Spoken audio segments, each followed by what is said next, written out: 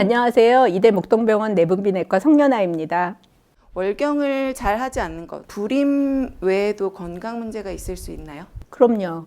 예상을 뒤엎고 월경을 잘 하지 않는 것은 다른 몸의 질환과 연관이 된 경우가 많아서 월경 주기만으로 다른 질환이 있구나 의심할 수도 있게 됩니다. 정상 월경 주기는 21일에서 35일이에요. 그러니까 매달 월경을 한다고 생각하시면 되고요. 적게는 1년에 10번, 많게는 17번까지 하는 것이 정상인데요. 1년에 9회 이하의 월경을 하는 경우를 우리가 월경을 잘 하지 않는다. 이름이 좀 어렵지만 희발월경이라고 그래요. 가임기 여성, 임신을 할 수 있는 생리를 하는 여성의 15% 정도가 월경주기 이상이 있고요. 그 중에 가장 많은 병이 다낭난소증후군이라는 병이에요. 이거는 한 8,000명 15에서 39세 여성을 대상으로 조사한 것인데요. 다낭난소증후군은 어떤 한 질환이 아니라 여러 가지 증세가 한꺼번에 있는 걸 우리가 증후군이라고 그러거든요.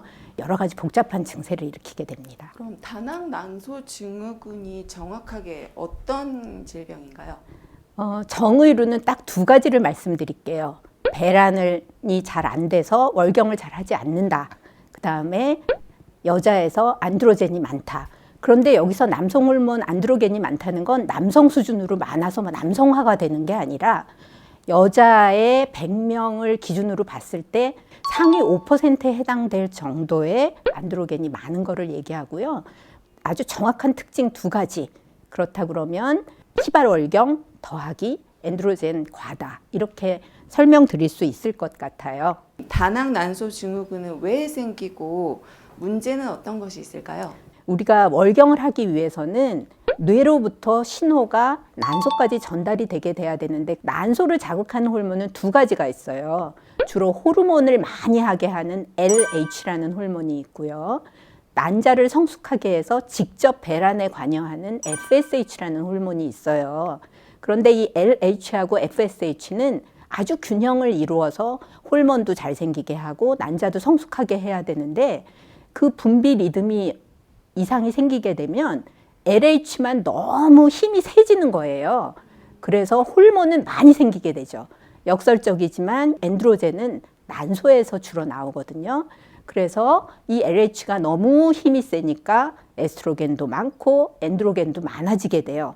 대신에 FSH는 힘을 못 쓰니까 난자 성숙이 안 돼서 배란이 안 되게 되고 그렇게 되면 월경을 안 하게 되는 거죠. 그래서 이 배란이 되지 않은 난자들이 무록으로 변화하게 돼서 다낭난소 증후군이 생기게 되는 거예요. 그래서 이제 배란이 안 되니까 불임이나 무월경 이런 거랑 관여되고 안드로겐이 많아지니까 이런 게 생기게 돼요. 이 병이 1920년대에 발견이 됐지만 지금까지의 이야기는 1980년도 정도까지의 스토리고요. 1980년대 이후에 보니 이 여성들이 당뇨병도 잘 생기고 비만하고 그런 걸 알게 됐어요. 그래서 보니 혈중에 인슐린이 증가돼 있고요. 이 인슐린이 왜 증가됐나 봤더니 인슐린 저항성 때문에 인슐린이 증가되고 이 인슐린은 또 안드로겐을 많이 만들고 그 다음에 이 호르몬 이상을 일으키게 되더라는 거죠. 그런데 이렇게 보니 이게 생식계의 병이긴 하지만 불임이나 무월경, 남성화 외에 인슐린 저항성이랑 연관돼서 당뇨병이나 고지혈증, 심혈관 질환과 같은 대사증후군이 잘 생긴다는 것을 알게 됐어요. 월경 이상이 다른 질환과 관계가 있나요? 처음에 물어보셨던 거에 예상을 뒤엎고 그렇습니다 하게 되는 근거가 되는 거죠. 다낭난소 증후군인지 어떻게 알 수 있을까요?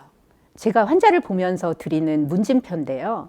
월경 관련, 피부 문제, 체중 관련 이렇게 해서 세 가지로 나누어서 환자분들께 체크를 하도록 해요. 그래서 월경 관련은 정상 월경 주기가 아니라면 1년에 9회 이하로 월경을 하고 4개월 이상 월경이 없거나 또 예상치 못하게 가끔 하열이 있곤 하거나 피부 문제로는 여드름이 심하거나 아무데나 털이 나는 게 아니고요. 안드로겐과 관계된 털은 턱수염, 콧수염, 가슴, 배, 넓적다리 같은 곳이에요. 앞머리가 남자 대머리처럼 이제 빠진 것 같다거나 목이나 사타구니나 겨드랑이에 목욕 안 한 것처럼 찢게 딱딱해진 부위가 있다. 뭐 이런 경우는 사실은 인슐린 저항성을 나타내는 그런 거기 때문에 그런 피부 문제가 있다거나 체중이나 대사 관련해서는요.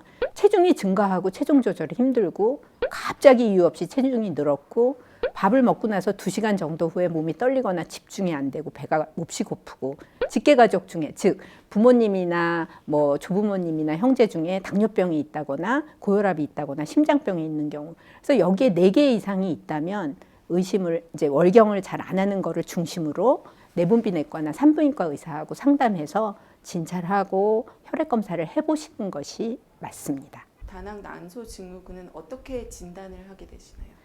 지금의 진단 기준은요. 제가 아까 말씀드렸지만 증후군은 한 가지 병이 아니라고 그랬잖아요. 여러 가지 증세의 컴플렉스다.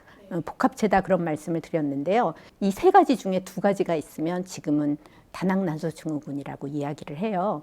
첫째, 배란장애, 그런 무월경이나 희발월경의 증세가 있거나 혹은 엔드로겐 과다의 증후가 있거나 즉 혈액 내에 남성 호르몬이 증가되거나 혹은 조모증이라고 그러는데요. 아까 털 많은 것들을요. 조모증 등의 안드로겐 과다 증세가 있는 경우. 3번째는 난소 초음파에 기준에 의한 12개 이상의 조그마한 물혹이 있거나 볼륨이 증가되었을 때 이 3가지 중에 2가지이기 때문에 그래서 혈액 검사와 뭐 초음파와 의사의 진찰과 이 3가지를 통해서 진단할 수 있겠습니다. 시기별로 치료 목표가 뭐냐에 따라서 달라진다고 할 수가 있겠어요. 소아 청소년기 성인기에는 월경 이상이 있다. 또 안드로겐이 많다. 이럴 경우에는 월경 주기와 똑같이 에스트로겐과 프로게스테론이 배합이 된 피임약을 쓰는 거예요. 불임이 문제인데 피임약을 쓴다니까 조금 역설적이지만 피임약을 쓰면 엔드로겐도 줄어들고 규칙적인 자궁출혈이 유발이 되니까 자궁 내막이 두꺼워지는 것도 예방할 수 있어요. 그런데 오래도록 쓸 수는 없겠죠. 또 대부분이 결혼을 하게 되고 임신을 원하게 되기 때문에 임신을 원한다면 불임과 관련돼서는 배란을 유도하거나 불임에 관한 처치, 즉 뭐 인공수정이라든가 이런 거를 시도를 할 수가 있게 돼요. 대사질환에 관해서는 뭐 인슐린 저항성은 비만과 연관이 되고요. 절대적으로 살을 빼야죠. 그런데 살을 빼는 건 암 고치는 것보다 힘들긴 하지만 그게 잘 안 됐을 때는 인슐린 작용을 좋게 하는 인슐린 작용 개선제, 즉 당뇨병 약, 메폴민 성분의 약을 쓰게 되기도 해요. 뭐 그러니까 한 가지로 치료를 말씀드릴 수는 없고요. 여성의 일생에 어떤 일생 주기에 있냐, 그러면 나의 치료 목표는 뭐냐? 불임 치료냐, 월경 회복이냐, 아니면 심혈관 질환 예방이냐 이런 거에 따라서 치료 방법이 다르다고 말씀을 드릴 수가 있겠습니다. 여성에서 월경을 하지 않는 것은 단순히 불임과 관련된 문제뿐만 아니라 정상 월경 주기를 벗어난 즉 월경 간격 40일 이상의 희발 월경 혹은 4개월 이상의 무월경은 다른 질환의 신호일 수도 있기 때문에 반드시 내과나 산부인과의 진료를 받아보시도록 하시는 것이 좋겠습니다.